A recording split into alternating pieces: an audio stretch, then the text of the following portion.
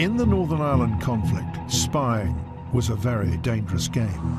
Physical violence, I don't understand. They use mental violence, obviously. The IRA's chief interrogator explains how he extracted confessions from informers before they were shot. Standard procedure is to strip them and debug them just to see if they're wired up or whatever, right?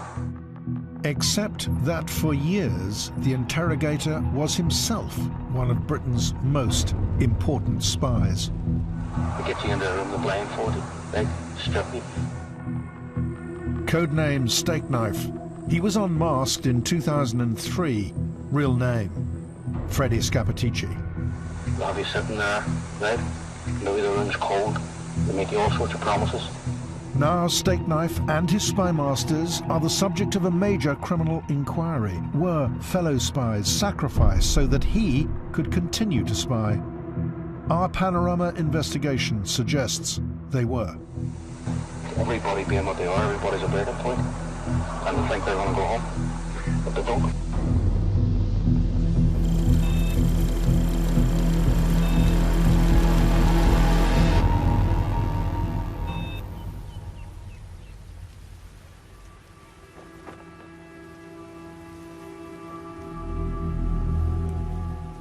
This is Milltown Cemetery in Belfast. The Northern Ireland conflict cost 3,700 lives. Many are buried here, along with many secrets. In one corner are the graves of those revered as heroes by the IRA.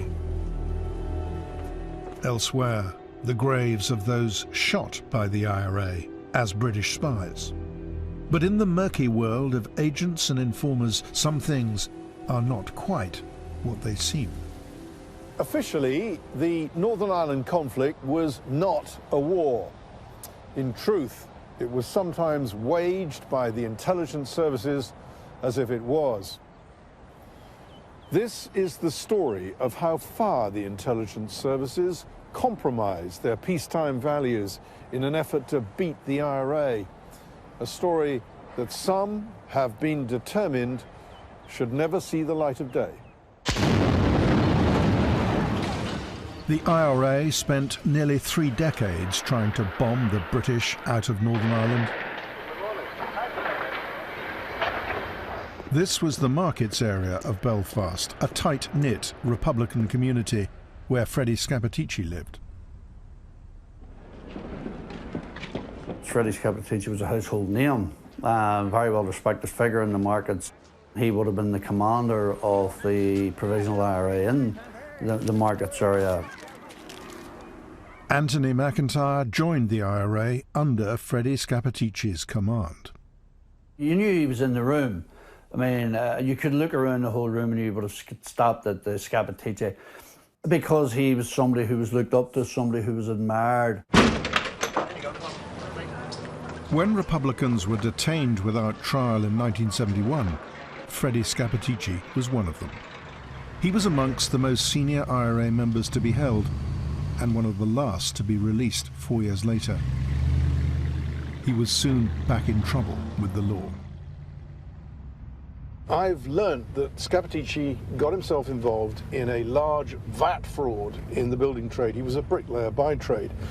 The police fraud squad arrested him, but rather than charge him, he did a deal. He agreed to become a police informer.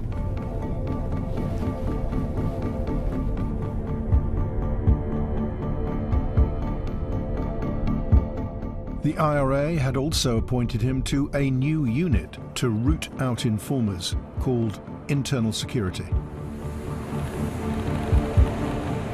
One of its first victims was a young IRA volunteer called Michael Kearney. I'm on my way to meet a close relative who was also in the IRA. He wants to remain anonymous. The countdown to Kearney's death began when he and a friend were picked up by the army and handed over to the police, the Royal Ulster Constabulary. His friend later testified that he could hear Michael getting a really hard time. He seemed to be getting thrown against the walls because the walls were vibrating, and they were shouting and screaming, banging tables. 3 days later, Kearney broke. and disclosed to the police the location of a small explosives dump. The British Army and the RUC in a combined operation raided the flat that night and recovered the explosives. Instead of charging Kearney, the police turned him loose. By lifting the dump, they were actually fingering him, basically sending word to the IRA to say this is the one that lifted the dump, or this is the one to give away on this particular dump. A detective had warned that if Kearney was released, he risked being shot as a spy. The police put it to the vote, 3-1, in favour of his release. Sure enough, within 48 hours, Kearney was ordered to report to the IRA's internal security unit. He was driven south to the Irish border. Kearney was questioned by a team of interrogators, including Freddie Scappatici. After 16 days, he was released, or so he thought. They actually had given him a drink. They had actually told him that he was going home to his mother and he would be heading due north shortly. Instead of heading north back to Belfast, the van carrying Kearney headed west along the border. And when they reached a place called Maguire's Bridge, it was there that he was told, quite candidly, that he was to be executed. How do you know that? The IRA told me. He got out of the vehicle, and I've been told he wasn't bound or gagged or hooded in any way. His executioner said that he accepted it as a soldier. Michael asked to say a prayer, and he was allowed to, while the guy loaded up, and as he was praying, he was shot twice in the back of the head at close range. Michael Kearney had just turned 20 when he was shot by the IRA after being interrogated by Scappatici. The IRA have since acknowledged he was never a spy. With the blood of Michael Kearney on his hands, 2 months later, Scappatici graduated from being an informer with the police fraud squad to a paid agent with military intelligence. The British now had a spy at the very heart of the IRA, with unique access to its high command and its war plans. I mean, the security department, they know everything about the IRA. They are like an electrical junction box through which every wire must flow. If the British put somebody in there, the British really have the wadding tackle of the IRA firmly in their hands. I mean, it's a brilliant, brilliant strategy.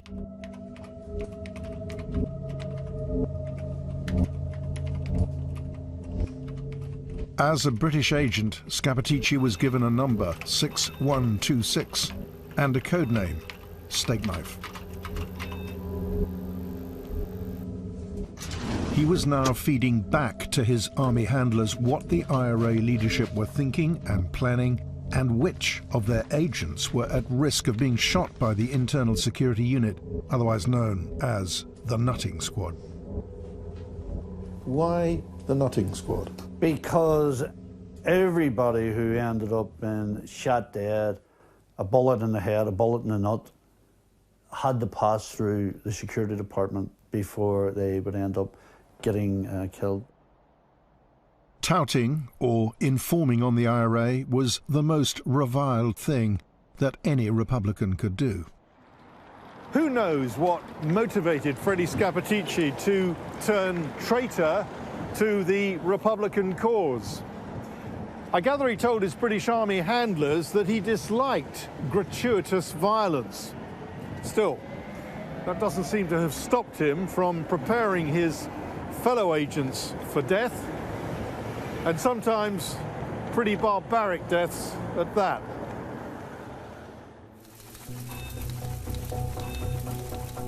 The next few years saw a sharp rise in IRA executions of suspected informers, which today are being investigated by Operation Canova, the £35 million criminal inquiry centred on Steak Knife. I would be saying, Scap's good for business, let's keep him, you know. He's proving himself. Yep, he's worth his weight in gold. Blooded. Yeah. Vincent Robinson was another of the nutting squad's victims. His battered body was dumped in the rubbish chute of a tower block. The Scappatici and the Robinson families had been neighbours. The Robinsons insist Vincent was never a spy. According to their lawyer, Scappatici assured them Vincent had not suffered in his final moments. Sometime after the killing of Vincent Robinson, Mr. Scappatici gave an absolute assurance that he wasn't subjected to any form of torture. Kevin Winters represents many of the families whose relatives were murdered by the nutting squad. So the family took that at face value and accepted that. And that was their understanding for a number of years. Was it true? Well, as it turns out, it wasn't true. Because the inquest papers make it very clear that Vincent Robinson was in fact subjected to the most horrendous torture. He was kicked in the stomach and he was struck on the side of the head, anything up to 5 times, smashing in his skull. I spoke to several ex-IRA men for whom the name Scappatici still spells dread. I've come to meet one of them who wants to stay anonymous. What kind of reputation did Scappatici have within the IRA? It was massive. It was big. How did most IRA volunteers think of him? They were afraid of him. Absolutely. Because? His interrogation tactics. Hang you upside down. Not allowed to sleep. But he always seemed to get the job done. Do you know people who were interrogated by him? Yeah. And what did they say about him? He said he was a bastard. Being a bastard was how Steakknife maintained his cover. We had to know where the threat level was, the strengths and weaknesses of the people we were actually dealing with. For 5 years, Ray White headed Special Branch in Belfast, working closely with MI5 and military intelligence. Back then, spy technology was nothing like as sophisticated as it is today. The biggest reliance actually was on having an individual within the organisations. So the two-legged sword, span large, meeting, as it were, with his handlers was our bread and butter. Both security sources and former members of the IRA here in West Belfast have told me Scappatici became head of the nutting squad during the 1980s. Culling agents was, of course, one of the squad's key tasks. So Scappatici's British Army handlers can have been in absolutely no doubt that he was involved in the murder of his fellow agents time and time again. No matter what the handler basically cautions the agent, once he steps back into the paramilitary world, he has to be a model terrorist. He has to abide by the instructions that the organisation gives him in every respect. The bottom line is you don't get intelligence from milkmaids. That seems to be what you're saying.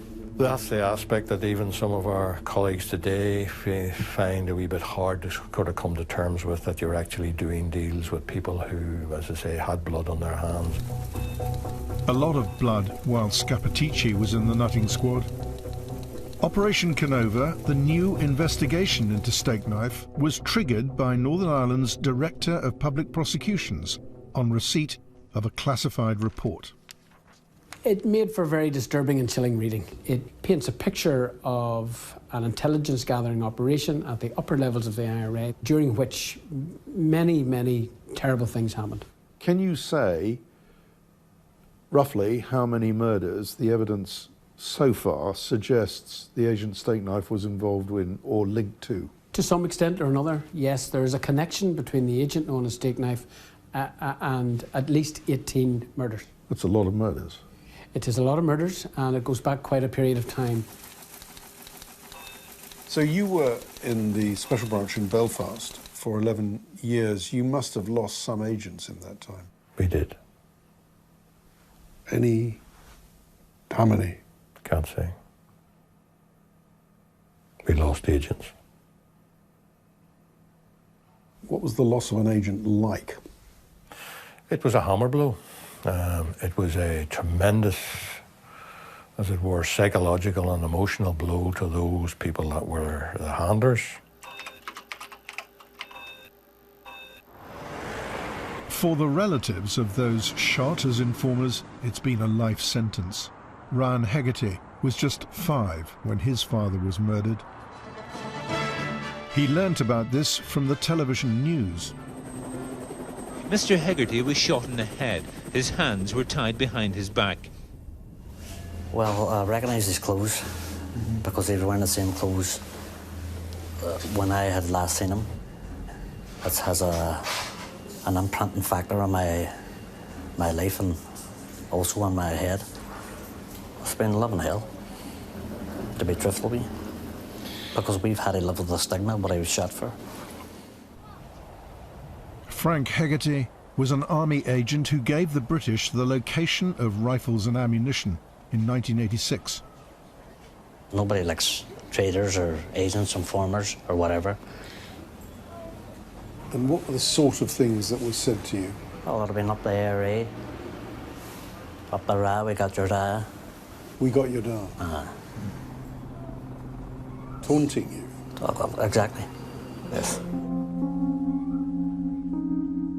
Could Frank Hegarty's life have been saved? Scappatici has said he knew Hegarty was going to be shot. Sometimes Scappatici didn't tell his army handlers all he knew, but sometimes he did. Are you able to say whether any of the agents you did lose, intelligence services, were forewarned by Steakknife that they were at risk? If I answered that question, I would be identifying the individuals that were there, and as there's an ongoing investigation into those things, that's an aspect I would just leave on the table. At the heart of that investigation, Operation Canova, is this question. Were British agents allowed to die to protect Steakknife's cover? Good morning, Bedfordshire Police. How can I help? Former counter-terrorism detective John Boucher, now Chief Constable of Bedfordshire, is leading a team of 50 detectives. Is there any evidence so far that suggests the intelligence agencies had the opportunity to save their lives, but for one reason or another didn't take that opportunity? There are families that believe that their loved ones' deaths could have been prevented. There could have been state intervention. Now, again, that's not straightforward. We need to look at the circumstances of what may or may not have been known by those state actors, those state forces, when, and what opportunities they may or may not have had to do anything. Scappatici was run by a special department within British military intelligence called the Force Research Unit, or FRU. They regarded him as their golden egg. The police special branch also ran agents, and one of their agents, Joe Fenton, ran an estate agency around here. The special branch paid Fenton to set up the agency, Ideal Homes, to provide the IRA with safe houses, which MI5 then bugged. This yielded arrests and weapons fines. By the summer of 1988, the IRA was suspicious. The special branch reported that Scappatici was going to lead an IRA investigation into every job Joe Fenton has been involved in over the years to establish whether or not he was a British agent. I understand that Fenton was summoned to see Scappatici here at Sinn Féin's Advice Centre in Belfast's Lower Falls. When Fenton emerged, he was dishevelled, and he told a relative, "If I go missing, call a priest." 6 months later, Scappatici sent for him again. On the Saturday morning, he told his wife that he was going on a message. It turned out that he was going to a house in Lenadoon in West Belfast, where he met a number of people including Fred Scappatici. And as it turns out, that was the last time that he saw his wife. The owner of the house in Lenadoon was a Republican sympathiser. He had been approached by the IRA and asked would he make his house available for an interrogation, which he agreed to do. He provided a bedroom for them upstairs in his house. Waiting to interrogate Fenton was Scappatici. Standard procedure is to strip them and debug them just to see if they're wired up, and usually put a boiler suit on them, put them in a chair facing the wall, right, and then go from there. Scappatici was once secretly recorded explaining his technique for extracting confessions. We get you into the room, the blindfold you, right, strip you, they'll have you sitting there, right, maybe the room's cold, they make you all sorts of promises. The homeowner later described the scene to police. You could hear banging, fighting, and a lot of violence for a long time. Fenton had put up one hell of a fight before everything went quiet. Presumably he'd been maybe gagged, bound, or whatever. And everybody being what they are, everybody's a breaking point, you know? Fenton was kept for another day after Scappatici had broken him into confessing he was a special branch agent.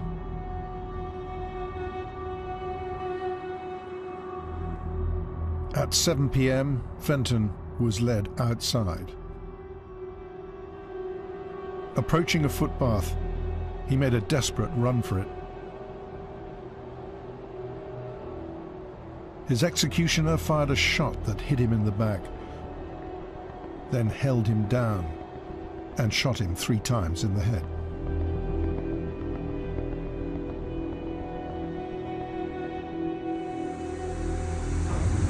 And they think they're going to go home. But they don't.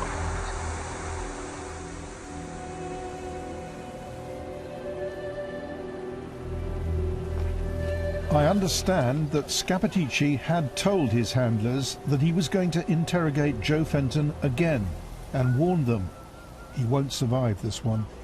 Well, if that's the case and if that's correct, the obligation on the part of handlers or whoever else was more than a moral obligation to look after the life of that individual. It went beyond that. And if that's the case and there was prior knowledge and nothing was done to intervene, well, that veers into the realms of criminal liability. Do you know why Joe Fenton's life was not saved? I'm not going to speak about specific cases. That is one of the murders that we are investigating. That's within the terms of reference of Operation Canova. But I'm not going to be able to discuss at this stage the issues around that particular death.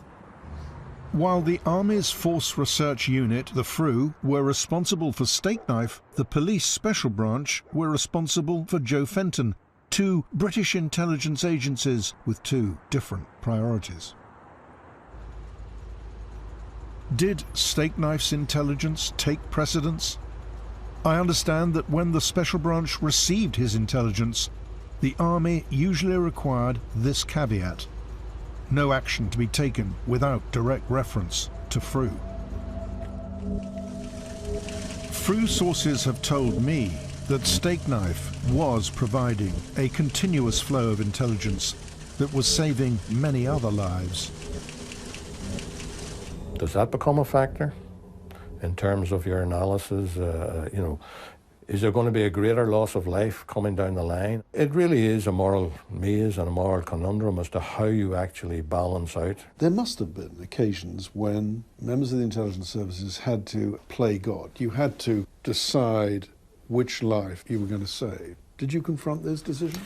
Sort of decisions? Those decisions were there. Thankfully, they were, as it were, rare. But in the 1 or 2 circumstances that, as I say, that I do have a recollection of, as I say, we did our utmost. And that's the question for Canova. Did the intelligence services always do their utmost for all their agents? We need to understand what was the rationale and decision-making of one person being allowed to die in order, potentially, if this was the case, that another person can live. What do you say to those people now investigating the past who weren't confronted with the sort of moral dilemmas that you've outlined? Well, first thing I say, consider yourself lucky that you didn't have the decisions to make. 10 months after Joe Fenton's death, Scappatici was back at the same house, interrogating another special branch agent, Sandy Lynch.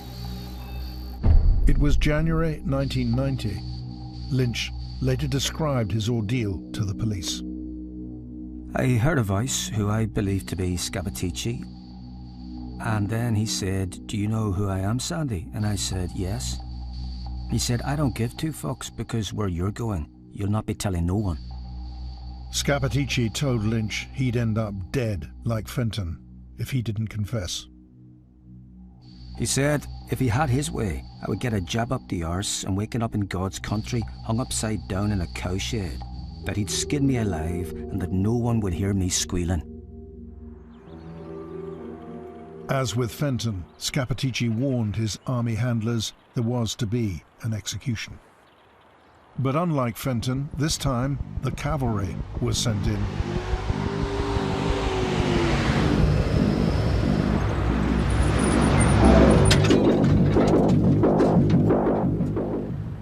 As dusk gathered, security forces rescued Lynch and arrested 5 IRA men holding him. What state was he in when you got to interview him? He was exhausted, he hadn't been fed. His eyes were, he'd been blindfolded for almost all of the time. Do you think the IRA did intend to shoot him? I've absolutely no doubt about that. The unanswered question is why this time was the cavalry sent in, when, just as before with Fenton, there was a direct risk to Stakeknife's cover. All we do know is that 3 months previously, an English policeman had been called over to Belfast to investigate the undercover war. John Stevens was then Deputy Chief Constable of Cambridgeshire. Mr. Stevens, can you tell us how your inquiry is going at the moment? Well, I was called over here to do a totally independent, impartial inquiry into criminal allegations, and it's progressing pretty well at the present time. When do you expect... The army tried to put Stevens off the scent. Did you know that military intelligence ran agents? No, we were told the opposite. When we first went into Northern Ireland, we were told that the army did not run any agents whatsoever. That was a flat lie. Yes. Stevens' officers were finalising plans for a key arrest when Lynch was rescued. Do you think there might be a relationship between the fact that, just as you were about to make an arrest, the intelligence services put on a showcase performance by rescuing Sandy Lynch? I wouldn't like to speculate on that, but all you can say is that when our activities took place, there was a certain amount of panic going on in the intelligence community, that's for sure. That panic was the start of multiple attempts by elements of the security services to cover Stakeknife's tracks. When detectives searched the house, they found Scappatici's fingerprints on the battery of a device he'd used to check if Lynch was wearing a bug. So Scappatici then went on your wanted list? He went on the wanted list and disappeared from public view. I'm told Scappatici fled across the border to a Dublin suburb. He was facing up to 8 years in jail. When you issued the warrant for Freddie Scappatici's arrest, were you told by the Special Branch or any of the intelligence agencies that he was in fact a British agent? No. There was, however, one very senior police officer who did know all about Stakeknife. Now he rode to the army's rescue. According to an army report, which I gather has been discovered, this police officer suggested that Scappatici should concoct an alibi. So he sent a message to the joint owner of the house where Lynch had been held, asking her if she would be prepared to say that he'd been in her house doing electrical work. She agreed. False alibi now in place, Scappatici headed home, back to Belfast. He was promptly arrested and taken to Castlereagh Interrogation Centre. To my surprise, he actually spoke. He denied being involved in the Lynch kidnapping and interrogation, and he accounted for this thumbprint being there. And he said, well, I did electrical work. Without the alibi, would you charge? Yeah, Scappatici would have been charged, yes. Detectives investigating Nutting Squad murders might also have been able to charge the gunmen, had they known their names. But this intelligence was often withheld, even though there were some 30 executions during Scappatici's time. Well, what we're talking about here are almost parallel processes. We have one in which there's a police investigation, but all along there is an entirely secret dimension to these events. Now, that drives a coach on horses through the rule of law. It means that those who carried out these murders were not properly investigated or brought to justice. So, for me, that is an appalling vista. Within the IRA's high command, the rescue of Sandy Lynch had aroused deep suspicion of a traitor in their midst. Scappatici was a prime suspect. I understand his position in the security unit was reviewed by Spike Murray, the IRA's most senior man in Belfast. Scappatici was removed. Why wasn't he shot? He was too big to fail. They could not expose the fact to their volunteers that the guy who was tasked by the leadership with protecting the volunteers and security of the IRA was doing anything but.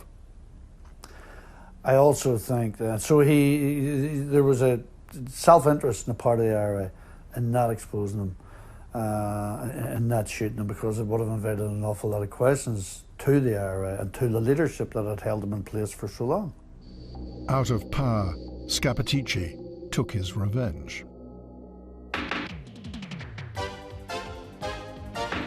In August 1993, ITV broadcast an exposé about the head of the IRA's Northern Command. The man who controls the IRA, James Martin McGuinness. The next day, Scappatici arranged to meet the programme makers.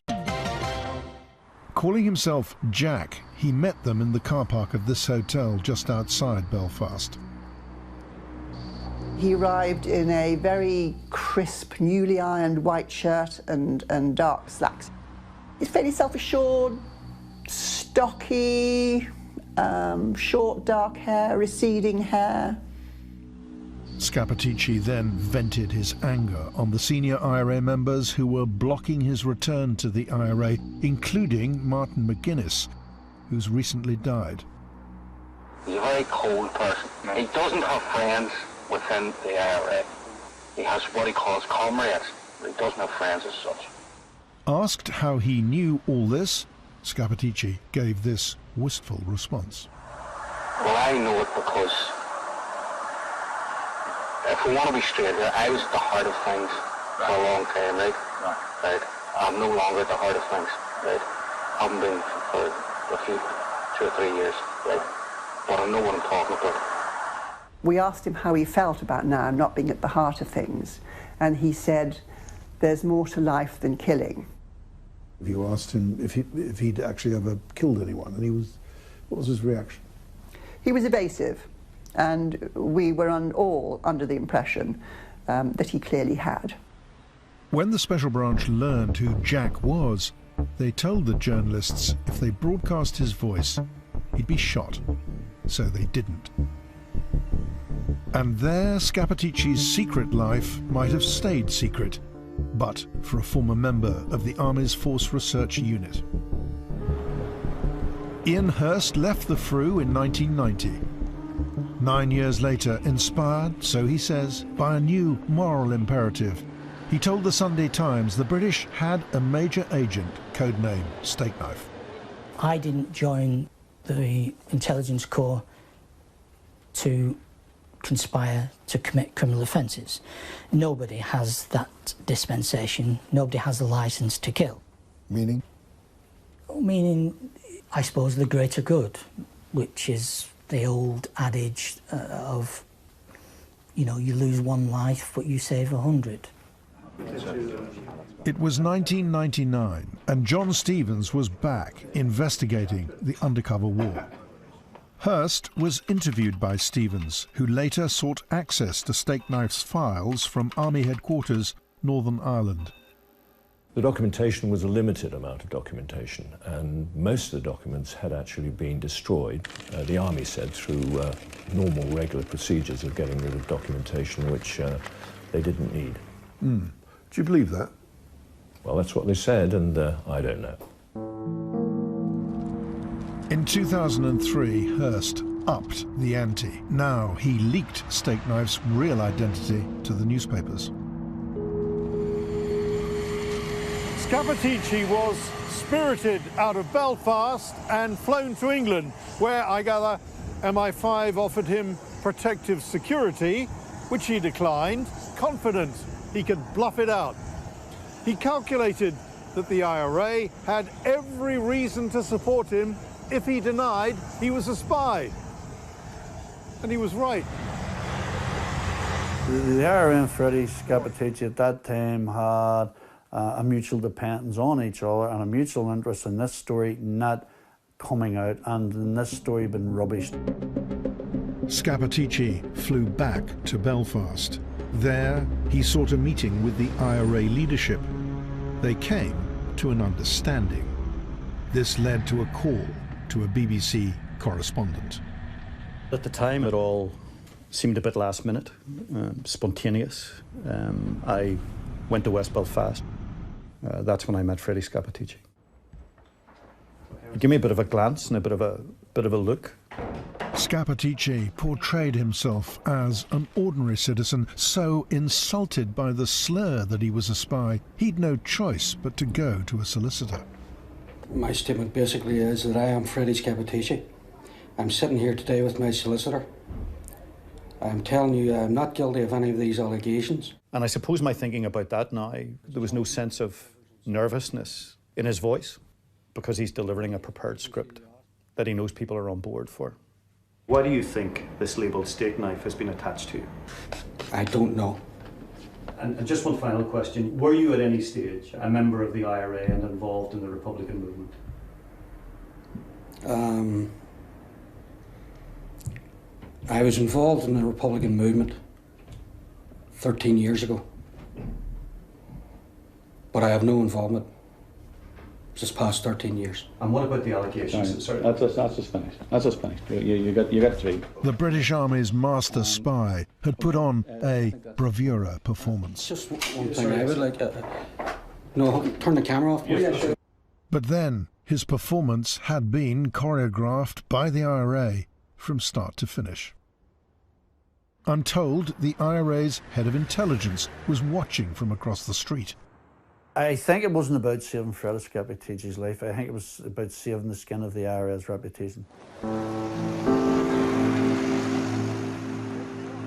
Normality had returned to Northern Ireland.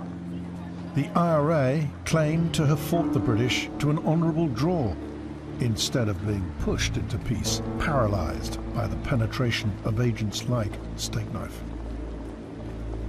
They were lauding their peace process as a serious victory.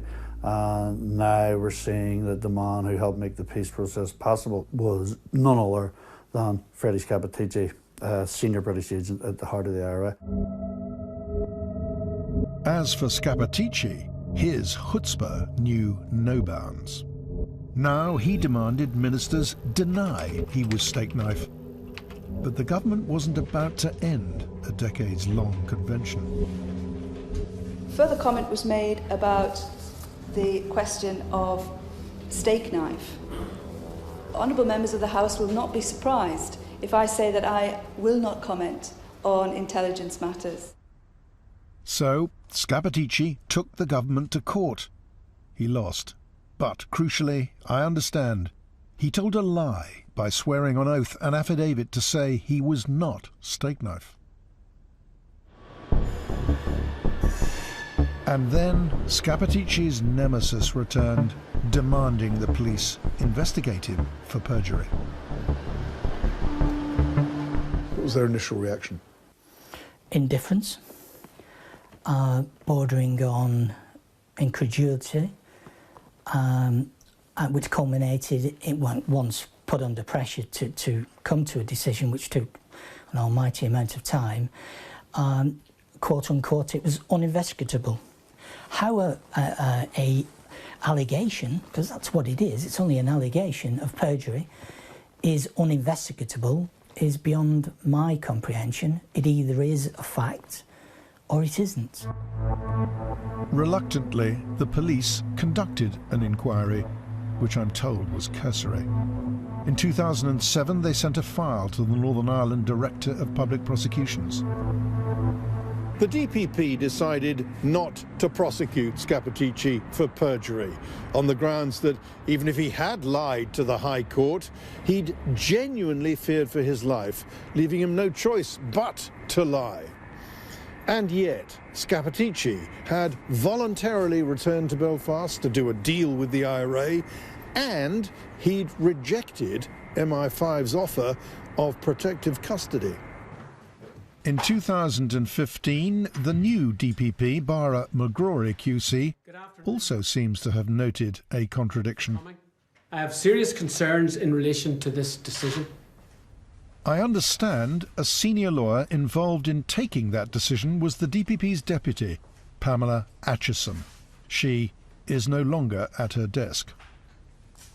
But can you say at least why your deputy director, as I understand it, has been on gardening leave now for some months? That's not appropriate for me to discuss the deputy director's personnel issues. So, in essence, is your concern that there was a yet further attempt to protect this agent? Well, that is the subject of a specific criminal investigation or a specific aspect of the ongoing criminal investigation, so I think it would not be proper for me to engage in discussion on that. Much has been written about previous inquiries into the Northern Ireland conflict, but none of these inquiries pose a threat to as many vested interests as Operation Canova.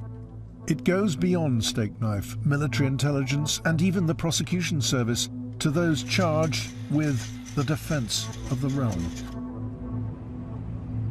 When the commanding officer of the Force Research Unit, the military intelligence unit that ran Steakknife, was interviewed by the police, I gather he replied testily, "Why are you interviewing me? MI5 was the recipient of our intelligence. We collected intelligence for MI5. They're the people you should be speaking to."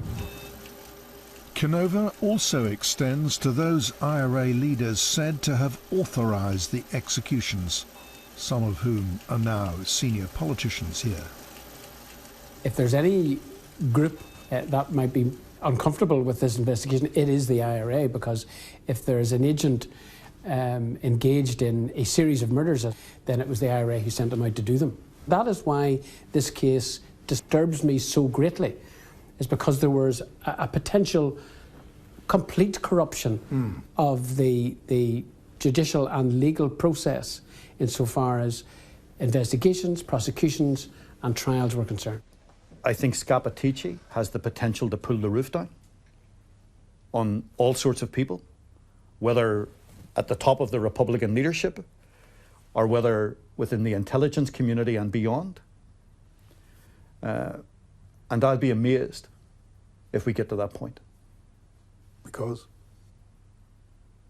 Because it's too damaging for too many people. We'd like to have put the allegations in this programme to Freddie Scappatici, but a court order prevents us from even approaching him. The charge against the state is that blind eyes have been turned to multiple murder, including fellow agents of the state. So, to whom will the state now give its ultimate allegiance? Agent 6126, or those he prepared for death?